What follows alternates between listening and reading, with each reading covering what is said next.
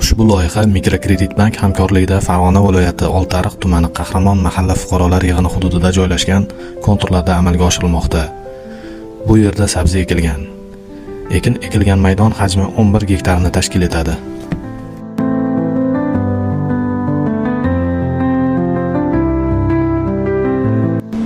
Maydonning uzunligi 360 metr, eniga esa 366 metrni tashkil etadi.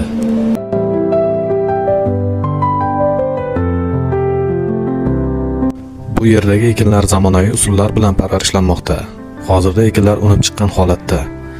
Ekinlarni yetishtirish 120 kun davom etadi. Yetishtirish jarayonida sug'oriladi, tabiiy va mineral o'g'itlar bilan oziqlantiriladi.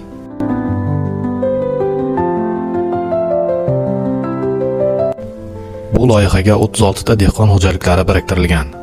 Har bir dehqon xo'jaligi uchun o'rtacha 0,31 gektardan yer maydonlari to'g'ri keladi. Loyihani samarali amalga oshirish uchun lider tadbirkor sifatida Orom savdo elita xususiy korxonasi biriktirilgan.